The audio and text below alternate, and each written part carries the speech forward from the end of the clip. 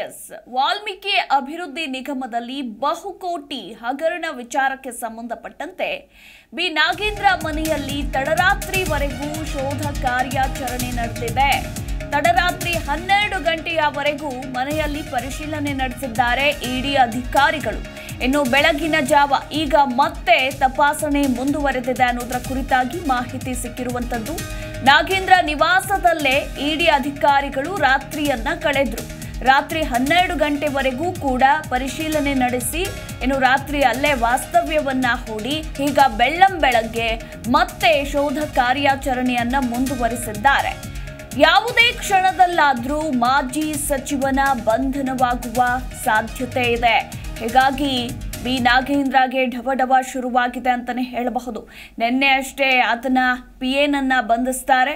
ಇನ್ನು ಇವತ್ತು ಯಾವುದೇ ಕ್ಷಣದಲ್ಲಾದ್ರೂ ಬಿ ನಾಗೇಂದ್ರ ಅವರನ್ನ ಬಂಧಿಸುವ ಸಾಧ್ಯತೆ ಇದೆ. ನಿನ್ನೆ ಸತತವಾಗಿ 15 ಗಂಟೆಗಳ ಕಾಲ ಇಡಿ ರೇಡ್ ನಡೆಯುತ್ತೆ. ಇವತ್ತು ಕೂಡ ಮುಂದುವರೆದಿದೆ. ಇಂದು ದಾಖಲೆಗಳನ್ನ ಅಧಿಕಾರಿಗಳು ಮತ್ತಷ್ಟು ಕೆದಕ್ತಾ ಇದ್ದಾರೆ. ಬಿ ನಾಗೇಂದ್ರಗೆ ಸೇರಿದ ಬಳ್ಳಾರಿಯ ನಿವಾಸ ಇರಬಹುದು, ಹಾಗೆ ಬೆಂಗಳೂರಿನ ನಿವಾಸಗಳ ಮೇಲೆ ಇಡಿ ರೇಡ್ ನಡೆದಿರುವಂಥದ್ದು. ನಿನ್ನೆ ಬೆಳಗ್ಗೆಯಿಂದ ನಡೀತಾ ಇರುವಂತಹ ಶೋಧ ಕಾರ್ಯಾಚರಣೆ ಇದು. ಒಂದು ಕಡೆ ಈ ಪ್ರಕರಣಕ್ಕೆ ಸಂಬಂಧಪಟ್ಟಂತೆ ಎಸ್ಐಟಿ ವಿಚಾರಣೆ ಕೂಡ ನಡೆಯುತ್ತೆ. ವಿಚಾರಣೆಯ ಬೆನ್ನಲ್ಲೇ ಬಿ ನಾಗೇಂದ್ರ ಪಿಎ ಕೂಡ ಬಂಧನವಾಗ್ತಾರೆ.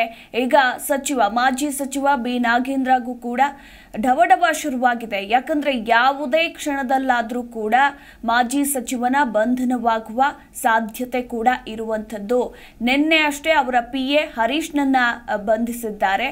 ಇನ್ನು ಇವತ್ತು ಹಾಗಿದ್ರೆ ಮಾಜಿ ಸಚಿವನನ್ನ ಬಂಧಿಸ್ತಾರಾ ಅನ್ನೋದರ ಕುರಿತಾಗಿ ಇನ್ನಷ್ಟೇ ಕಾದು ನೋಡಬೇಕು. ಸದ್ಯಕ್ಕೆ ಈಗ ಬಿ ನಾಗೇಂದ್ರ ಮನೆಗಳ ಮೇಲೆ ಬೆಳ್ಳಂಬೆಳಗ್ಗೆ ಮತ್ತೆ ಶೋಧ ಕಾರ್ಯಾಚರಣೆ ಮುಂದುವರೆದಿರುವಂಥದ್ದು. ಕಡತಗಳ ಪರಿಶೀಲನೆ ನಡೆಸ್ತಾ ಇದ್ದಾರೆ ಇಡಿ ಅಧಿಕಾರಿಗಳು.